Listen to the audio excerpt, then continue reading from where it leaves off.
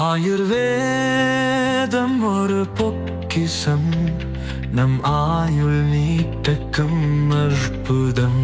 Doctor Srivarma's. ராமேஸ்வரத்தில் விமான நிலையம் அமைக்க மாணிக்கநேரி பகுதியில் சாதகமான சூழல் இருப்பதாக தமிழக அரசிடம் ஏஏஐ எனப்படும் இந்திய விமான நிலைய ஆணையம் அறிக்கை சமர்ப்பித்துள்ளது. ராமேஸ்வரம் ராமநாத சுவாமி கோவில், தனுஷ்கோடி, அரிச்சல்முனை போன்ற இடங்களை பார்வையிட வெளிமாநிலங்கள் மற்றும் வெளிநாடுகளில் இருந்து அதிக அளவு சுற்றுலா பயணிகள் வருகின்றனர். அவர்கள் மதுரை விமான நிலையம் வந்து சாலை மார்க்கமாக ராமேஸ்வரத்திற்கு செல்கின்றனர்.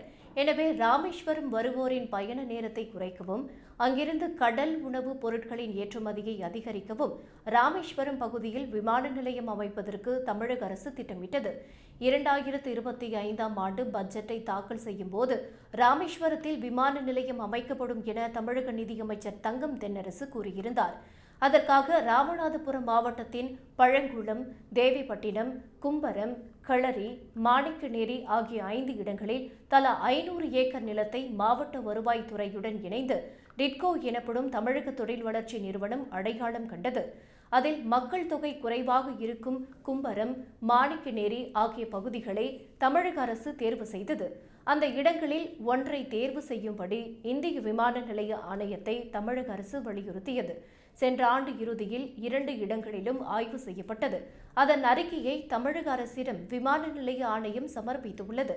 ராமேஸ்வரம் விமான நிலையத்தை மாணிக்கநேரியில் அமைப்பதற்கு சாதகமான அம்சங்கள் இருக்கின்றன.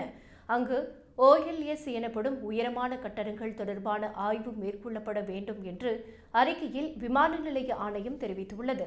மாணிக்கநேரிக்கும் ராமநாத சுவாமி கோவிலுக்கும் இடையே 70 கிலோமீட்டர் தூரம் இருக்கிறது. கடல் அருகே ராமேஸ்வரம் இருப்பதாலும் நாட்டின் எல்லைப் பகுதியாக இருப்பதாலும் மாணிக்கநேரி தேர்வு செய்யப்பட்டுள்ளது. சட்டமன்ற தேர்தலுக்கு பின்னர் மாணிக்கநேரியில் விமான நிலையத்திற்கான அடுத்த கட்ட பணிகளை தொடங்க அரசு முடிவு செய்துள்ளது.